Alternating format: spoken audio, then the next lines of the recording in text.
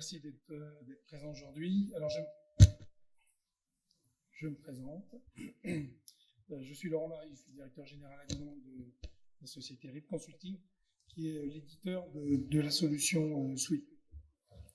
Alors, on est présent sur le stand 14, si vous voulez nous visiter après cet atelier. Alors, Sweep, c'est un petit peu plus qu'un système éditorial. Alors, l'idée de l'atelier d'aujourd'hui n'est pas nécessairement de parler de tout le périmètre fonctionnel de Sweep, mais dans les grandes lignes, Sweep va vraiment vous permettre de devenir beaucoup plus digital, si toutefois ce n'est pas encore le cas, mais surtout, il va vous aider à centraliser la fabrication de vos contenus, va vous permettre de les organiser, de mieux les gérer dans le temps, d'automatiser tout un tas d'étapes, aussi bien sur le print que sur le web, et également sur les newsletters, l'objet de l'atelier d'aujourd'hui. Alors on a un petit peu plus de 300 publications qui aujourd'hui nous font confiance. Ça ne veut pas dire que les 300 font des newsletters avec Sweep, mais en tout cas un bon nombre d'entre elles. Je vais faire une introduction sur le périmètre fonctionnel de Sweep, et puis après j'accueillerai donc deux de nos trois intervenants pour qu'ils partagent avec nous un petit peu leur expérience des besoins de la newsletter et de la manière dont ça se passe avec Sweep. Alors, Sweep est constitué d'un cœur central dans lequel on va trouver le CMS éditorial, qui est un CMS multicanal. On va également trouver un chemin de fer. On va trouver tout un tas de workflows. Alors, il y en a quelques-uns. On va notamment trouver une notion de workflow, flux de copies, flux de pages pour la maquette et l'alimentation du chemin de fer, mais également des flux techniques pour la préparation des fichiers et l'envoi automatique chez les imprimeurs, des flux de conversion colorimétrique, des flux d'export pour, par exemple, alimenter des systèmes tiers, pour alimenter des applications mobiles, pour alimenter des kiosques, des liseuses. Enfin voilà, il y a différentes choses qui existent et qui sont en standard. Et puis, on va également trouver le DAM, qui est donc le DAM, pour celles et ceux qui ne savent pas, c'est une base de données multimédia, c'est un Digital Asset Management, qui permet en fait de stocker l'ensemble des contenus, donc principalement les images, mais on peut y mettre également du son et de la vidéo, et de les lier aux articles qui ont été rédigés, structurés, et ce qui permet derrière de pouvoir faciliter la diffusion ou du moins l'utilisation, que ce soit sur le print via InDesign ou vers le site web. Et puis après, on va trouver des modules additionnels qui sont présents là dans cet écran. On va trouver notamment l'option Sweep Agence, alors qui permet de connecter via des API des flux entrants. Donc, ça peut être typiquement le flux de l'AFP, et qui permet à un rédacteur de convertir une dépêche en contribution en embarquant les images, les métadonnées en automatique, mais ça peut être d'autres types de flux, y compris des flux à base de données propriétaires. On va trouver également Sweep MetaTools, qui est un outil qui vous permet en fait de fabriquer vos propres interfaces de métadonnées qui serviront ensuite à alimenter le site web. Donc on va retrouver à l'intérieur toutes les informations qui précisent l'endroit sur le site où le papier doit être dirigé, l'activation d'un paywall, etc., etc. Donc l'agencement de ces métadonnées dans les fenêtres, soit on le fait nous-mêmes, soit on vous donne la main avec l'outil MetaTools pour fabriquer vous-même vos fenêtres de métadonnées. Métadonnées pour le web, mais aussi pour tout ce qui concerne la partie documentaire. Donc le module de newsletter dont on parlera aujourd'hui, qui permet de récupérer en fait les contenus qui ont été saisis, structurés, simplement par glisser-déposer via un éditeur HTML qui est intégré dans Sweep. Alors pour les questions purement techniques, on les garde soit pour la fin, soit pour le stand si cela vous intéresse. Cockpit est lui un module qui va permettre d'avoir des notions de pilotage. Alors c'est pas forcément pour destiné aux opérationnels. En tout cas, ça vous donne des indications sur les commandes de pige. Et donc pour le coup, vous recevez l'ensemble des piges qui ont été passées, et donc ça permet un suivi comptable un peu plus simple. Vous avez des indicateurs sur les chiffres de la production, des notions de planning, voilà, il y a différentes choses comme ça qui sont vraiment liées purement au pilotage. En revanche, pour la partie purement production, on va retrouver Sweep Layout, Sweep Plan, Sweep Data Media, qui sont trois façons en fait de faire des mises en page, en sachant qu'il y a dans le cœur de Sweep standard ce qu'on appelle Sweep Connect, et donc qui permet, c'est un plugin InDesign qui permet simplement aux maquettistes de récupérer les contenus qui ont été validés. Et après, on peut aller plus loin. Donc, Sweep Layout va permettre à un rédacteur qui ne dispose ni de la compétence du maquettiste, ni même d'InDesign sur son poste, de pouvoir, par le choix d'un gabarit, afficher dans son navigateur la page mise en forme avec les mêmes césures que par la suite le maquettiste, et donc de pouvoir faire ces modifications en live et de voir à chaque fois qu'il génère une preview le résultat. Et ensuite envoyer son résultat chez le maquettiste pour que ce soit repris le cas échéant et réutilisé autrement. On a Sweep Plan qui, lui, va fonctionner à base de cartouches, de cartons, comme on dit dans la presse quotidienne. Et là, c'est pareil, on définit des modules à géométrie variable, avec ou sans présence d'image. Et puis, par simple glisser-déposer, un peu sur le même principe que la newsletter, on va venir enrichir ces boîtes et les disposer pour fabriquer la page. Et puis, le dernier module, Sweep Data Media, est lui plutôt destiné au catalogue industriel ou au catalogue de voyage, enfin à l'annuaire aussi. C'est vraiment l'association d'un PIM, donc une fiche produit, on va dire, informatisée sous un formulaire, et puis le DAM, et l'ensemble des deux sont attaqués en automatique par un InDesign server, et on produit les pages de cette manière, très très rapidement. Prolexis est intégré, donc là, Prolexis est un outil tiers. Il est intégré dans le CMS, mais il est revendu directement par Diagonal, son éditeur. Et puis, dernier module, c'est Sweep Reverse, qui permet, en fait, si l'on fait des corrections de texte directement dans InDesign, de pouvoir les réintégrer dans Sweep pour après utiliser des contenus à jour dans le cadre d'une diffusion web. Voilà. Je vous propose de garder les questions pour la fin. Donc aujourd'hui, on avait au programme 3 de nos clients, Valérie Ponce, qui n'est pas présente aujourd'hui, qui a un petit souci personnel et donc qui s'excuse. Et on a également Adrien Cahuzac et Frédéric Pommiès qui sont là et que je convie avec moi ici sur l'estrade. Bonjour à tous. Bonjour à tous. Donc je vais les laisser se présenter et présenter également leur entreprise, leurs besoins, et puis ensuite on avancera un petit peu lequel de démarrer. On va respecter l'ordre alphabétique. Allez-y, Adrien. D'accord, merci. Donc Adrien Cahuzac, rédacteur en chef digital et non pas Sigital, du journal Betteravier Français. Alors le Betteravier Français, c'est un journal spécialisé pour les agriculteurs qui font des grandes cultures. On diffuse environ 20 000 exemplaires sur toute la grande moitié nord de la France, essentiellement sur abonnement. Donc un public spécialisé, un journal papier, et puis un site internet et une newsletter depuis 1 an et demi. Donc moi, Frédéric Pommier, je suis éditeur délégué du magazine Télécable 7 Hebdo, qui est édité par le groupe de presse Bauer Media France. Donc Télécable 7 Hebdo, c'est un magazine de programme télé qui a un cœur de cible qui est constitué des abonnés à la télévision payante. C'est ce qui fait que nous avons une singularité par rapport à l'ensemble des titres de presse télé. C'est un magazine qui a une diffusion France payée de 460 000 exemplaires, une audience de 1,2 million de lecteurs. Et donc, je le répète, un cœur de cible de foyers abonnés à la télévision payante, mais de façon assez particulière, c'est-à-dire que ce sont des abonnés qui ont souscrit à des options cinéma, documentaire, sport. Voilà, et donc on a ce magazine papier, on a un site internet, et puis ensuite on va parler aussi de la newsletter que l'on édite mais qui est plus une newsletter que je qualifierais de B2B2C, et je vous en dirai un petit peu plus après. Alors, Adrien, quelle a été la motivation de CEDA pour mettre en place la newsletter?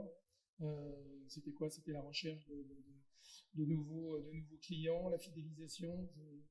Alors donc la CEDA qui édite le betteravier français cherchait à développer l'audience du site internet qu'on avait lancé quelques mois avant, ainsi qu'élargir aussi la base d'abonnés qu'on avait traditionnelle.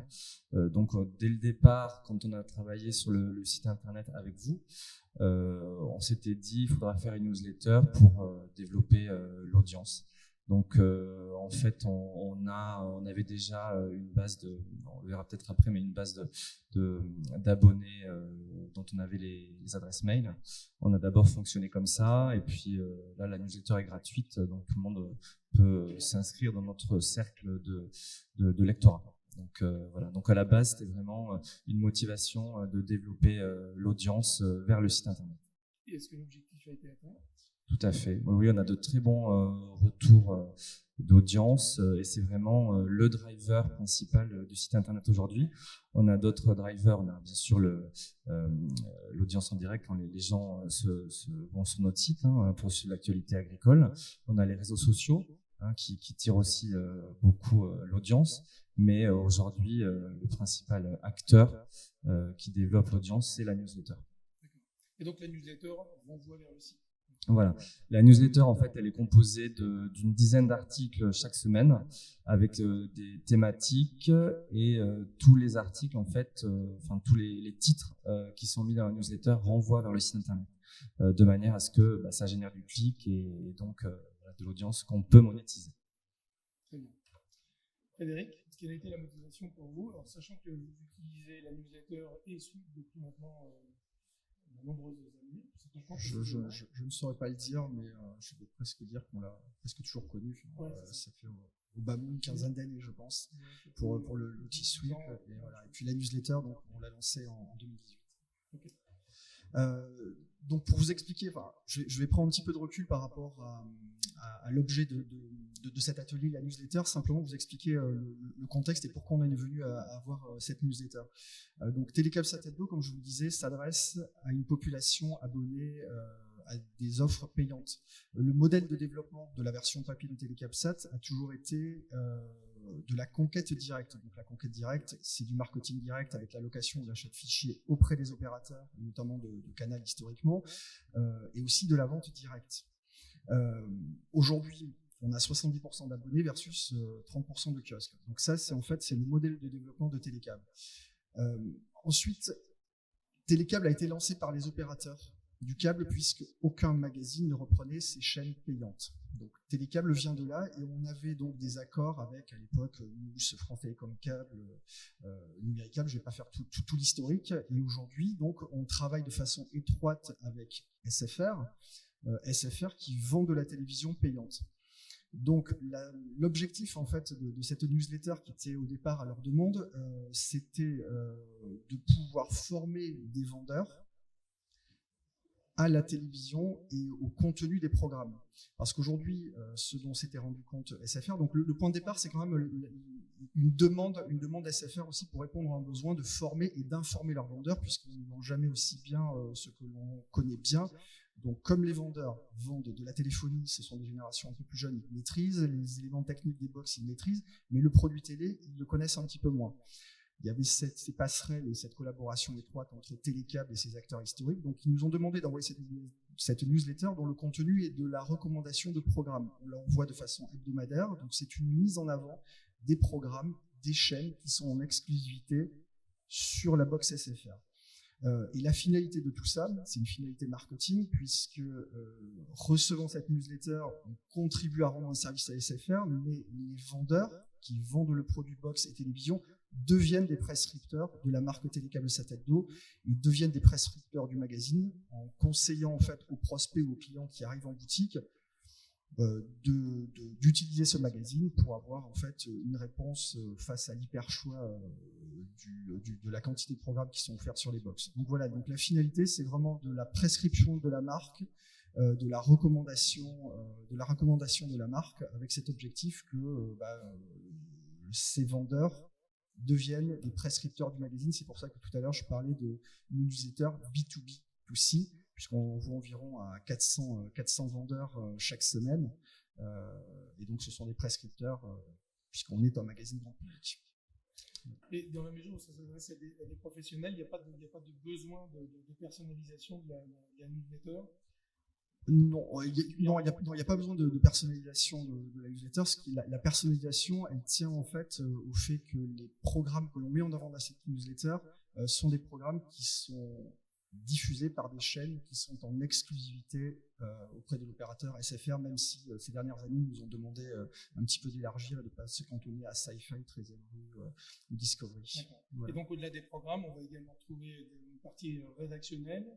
Non, c'est vraiment de la recommandation. C'est que de la recommandation, c'est-à-dire que pour vous expliquer le mode de fonctionnement, là, cette newsletter, elle est reçue chaque vendredi matin par l'ensemble des boutiques SFR, enfin les boutiques indépendantes, je ne vais pas rentrer dans les détails techniques, et ça met en avant des programmes qui sont diffusés la semaine suivante. Donc l'intérêt pour SFR aussi et ses équipes de vendeurs, c'est de nourrir leur discours, et ça constitue un argumentaire quand un client entre en boutique. Le vendeur va faire son boulot, quels sont vos centres d'intérêt, les documentaires, les séries, le cinéma. Et plutôt que de vendre en fait la box SFR en disant on a 150 chaînes, on a 30 chaînes sur le cinéma, ainsi de suite. Donc, vous aimez le cinéma, bien sachez que chez nous, Altis Studio, une chaîne en exclusivité, la semaine prochaine, vous pouvez retrouver ça. Donc ça nourrit le discours du vendeur. Et en fait, au travers de cette communication programme, tout ça, en fait, ça a un effet bénéfique pour la marque Télécable qui devient la référence, ce que nous avons toujours été, puisqu'on est le seul sur le secteur de la télévision payante à faire de la recommandation.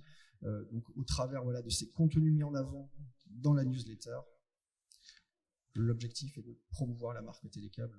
D'accord. Adrien, quel est le modèle économique finalement, parce que la newsletter est gratuite, l'accessibilité au contenu sur le site est gratuit, il y a de la publicité, enfin, en partie, il y a de la pub dans la newsletter. Quel est le modèle économique précisément? En fait, donc la newsletter hebdomadaire qui est envoyée tous les mardis, donc c'est une newsletter rédactionnelle. Donc elle renvoie, donc, comme vous l'avez dit, vers le site internet, où là en fait il y a des articles à la fois payants ou gratuits selon les informations qu'on diffuse. C'est des articles qui peuvent être du journal papier ou des articles spécifiques sur le site internet. Donc il y a déjà cette partie abonnement qui rentre dans le modèle économique, abonnement à toute l'offre du Betteravier français, l'offre éditoriale. Et puis après, oui, effectivement, il y a de la publicité depuis quelques mois sous forme de bannières, de bandeaux, de pavés. Voilà. Donc aujourd'hui, elle devient presque. Là, on est en train de réfléchir à une nouvelle formule plus magazine, plus alléchante. Ça devient un vrai média à part entière en fait, avec sa logique de fonctionnement, ses appels, voilà. Ok. Et alors, du coup, bon, on a bien compris les modèles de chacun. En termes de coût de production d'une newsletter telle que vous la faites aujourd'hui dans Sweep, est-ce que, je n'ai pas de réponse à ça, mais est-ce qu'aujourd'hui, on peut se dire de la fabriquer en restant dans le système éditorial nous permet que la newsletter finalement coûte moins cher ou ça reste neutre? C'est quoi votre avis? Oui, aujourd'hui, on n'a pas de coûts extérieurs associés à cette newsletter, uniquement les coûts humains du personnel qui travaille à la CEDA. Donc, il y a moi, bien sûr, qui définit les articles à mettre en avant. Puis, il y a Webmaster qui lui, en fait, récupère tous les liens des articles, en fait, et à partir des templates qui ont été définis avec Sweep, les intègre pour faire une architecture et ensuite l'envoyer à toute notre base d'abonnés. Donc, les coûts, en fait, sont limités pour nous. C'est vraiment dans l'architecture qu'on avait définie avec vous un petit peu dès le départ, quoi. Voilà. Oui, parce que ce qu'il faut préciser, c'est que en fait, dès que l'article a été diffusé sur le site web, l'URL est embarquée dans Sweep et l'utilisateur ne se soucie pas de récupérer l'URL, il ne fait que glisser, déposer le papier, et si jamais dans le modèle il y a un call to action, automatiquement l'URL est embarquée et mise en place. Voilà. C'est ça, ouais, exactement. L'utilisateur, oui, le webmaster, celui qui la fabrique. Exactement. Du coup, même question, parce que la vôtre est complexe quand même. La nôtre est complexe, mais en termes de coûts, c'est relativement bien maîtrisé aussi, puisque ça fait partie de l'UtiliSuite, puisque en fait, cet outil éditorial qui permet de produire le magazine, eh bien, on peut aussi produire cette newsletter. Les coûts associés, vous parliez de coûts humains, donc nous, on a des pigistes, donc c'est le coût du contenu, mais ensuite, ce qui est intéressant en fait dans ce process, c'est que c'est une newsletter, mais l'ensemble des composants de la rédaction contribuent à la fabrication. Donc, on a les journalistes, on a les SR qui vont couler les textes, les iconos qui vont mettre les images à disposition. Et ensuite sont générés deux fichiers, un fichier HTML et ensuite une particularité que j'aurais peut-être dû évoquer, mais ça c'est aussi ça l'intérêt de cet outil-là, c'est qu'on a pu répondre à une demande technique qui était un peu étonnante. On parle de newsletter, donc il fallait une version HTML, mais SFR aussi voulait une version papier PDF imprimable. On parle de digital, mais il voulait quand même un support. Et pourquoi il voulait ce support? Pour pouvoir s'en servir lors des réunions commerciales, parce que c'était un support papier, et même les commerciaux en fait pouvaient aussi la garder en fait lors de leur semaine de vente. Ça leur permettait aussi de se remémorer en fait les programmes à mettre en avant, même s'ils pouvaient aussi la consulter évidemment sur leur smartphone. Donc en fait, l'outil éditorial relativement simple permet de générer deux fichiers, un fichier HTML, un fichier en PDF. Donc ça c'est vraiment hyper performant de ce point de vue-là. Et puis en termes de diffusion, on a un outil en fait qui s'appelle Message Business et qui est hyper simple d'utilisation.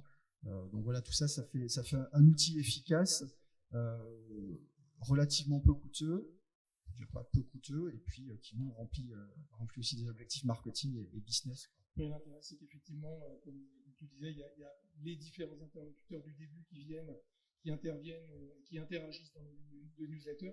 Mais on peut aussi faire venir les gens du marketing et chacun à son niveau vient mettre des validations ou des refus. Non, je ne souhaite pas que ce soit tel modèle ou tel contenu. Voilà. Donc, on a vraiment un côté très collaboratif dans la construction et dans la validation. Complètement. Alors, du coup, fort de cette expérience riche de longues années, quels conseils on pourrait donner à un éditeur au-delà des aspects stratégiques à passer sur le support newsletter? Enfin, des conseils, je pense que tous des professionnels, des conseils de base que j'imagine vous avez tous identifiés, c'est d'abord se poser la question, enfin, quel est l'ADN de ma marque, quels sont les points forts de mon produit ou de mon service. Ensuite, les conseils que je donnerais, c'est aussi, alors là, moi je parle d'une newsletter B2B. Quel storytelling il y a derrière cette newsletter? C'est-à-dire que nous, on a un partenaire qui est un partenaire professionnel, c'est un opérateur, et au travers, toujours se poser la question, j'apporte un service, j'apporte un contenu qui va avoir une véritable utilité. Ça, c'est la base. J'enfonce une porte ouverte en disant ça, mais au travers aussi des choix de contenu que vous allez pousser, qu'est-ce que je véhicule comme image auprès de la personne ou du contact qui va recevoir cette newsletter? Ça, c'est hyper important de toujours se poser cette question. Et nous, en fait, la réponse à cette question, c'est on apporte un service, on recommande des programmes, mais l'objectif derrière le storytelling, c'est de positionner la marque de Télécable Sat-Hebdo comme une marque expert télé. Voilà, c'était la finalité. Et le fait du coup, de produire une newsletter au travers de l'outil éditorial n'est pas forcément quelque chose de très commun.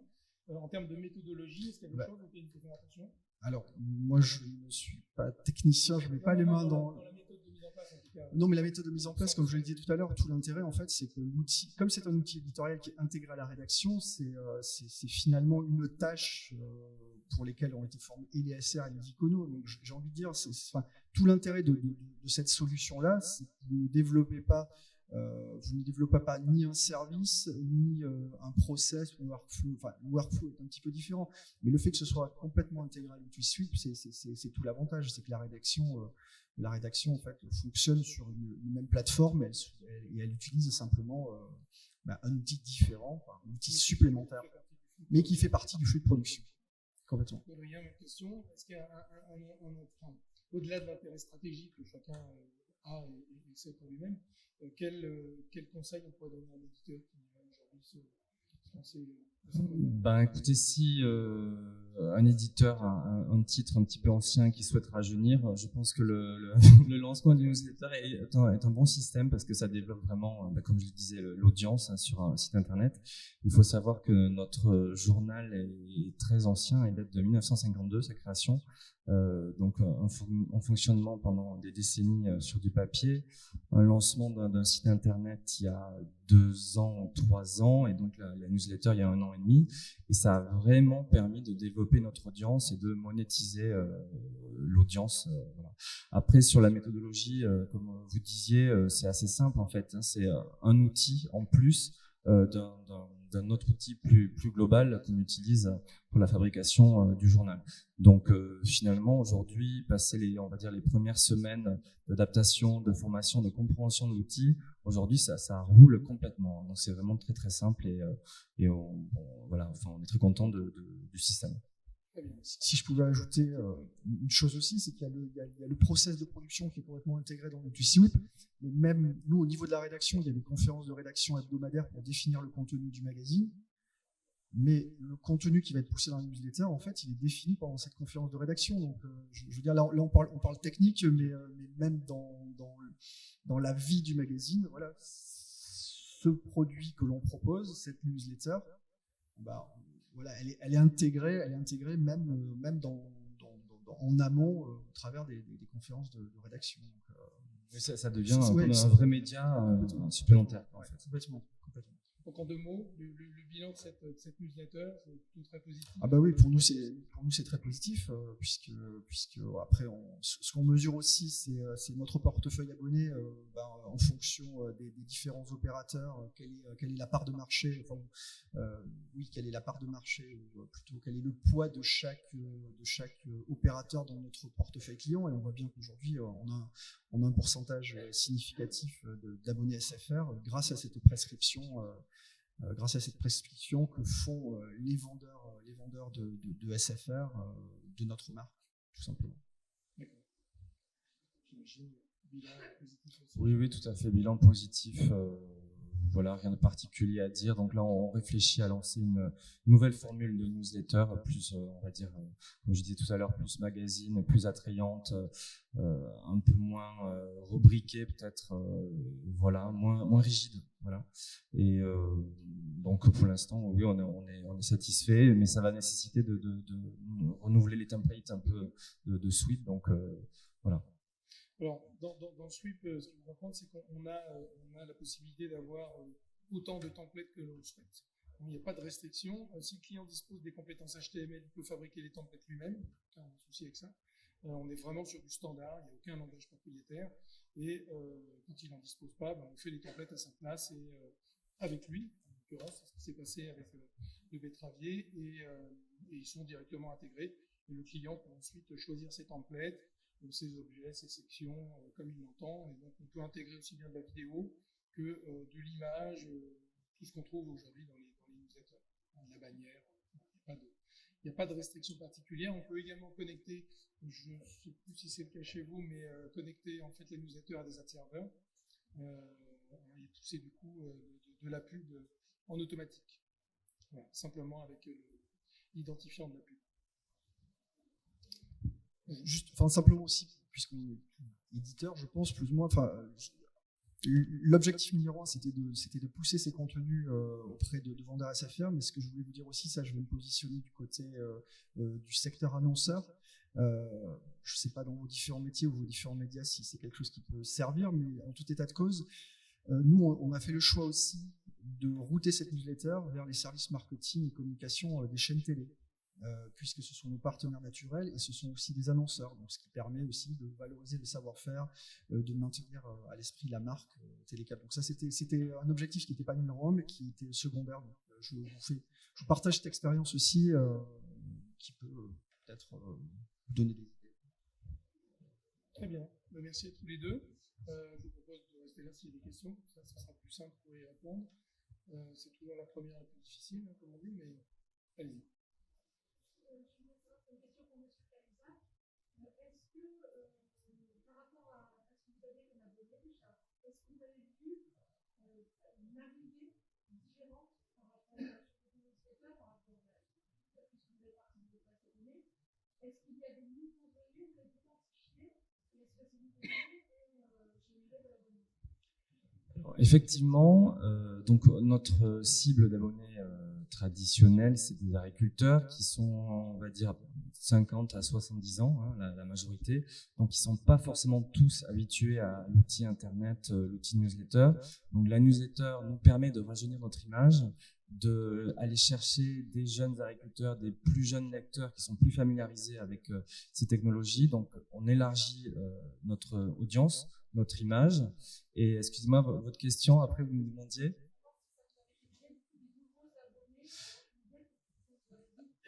Alors, des nouveaux abonnés aujourd'hui, oui, alors des nouveaux abonnés qui compensent peut-être des pertes d'abonnés traditionnels du papier. Donc voilà, en tout cas, c'est un outil éditorial et marketing, quoi, complètement, pour aller chercher.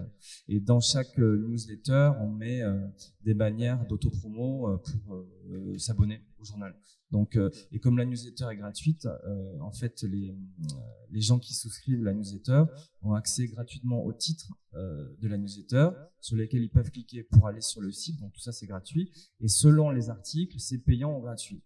Donc là, oui, s'ils veulent accéder à l'intégralité du contenu, il faut qu'ils s'abonnent. Donc voilà. Exactement. Voilà. Voilà, c'est voilà. De par notre cible agricole, effectivement, c'est un peu ce que tous les médias constatent, en tout cas dans notre secteur. Une autre question?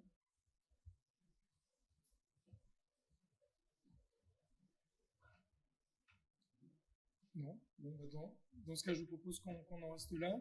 Je vous remercie. Merci. Merci. Merci. Et bon salon à vous.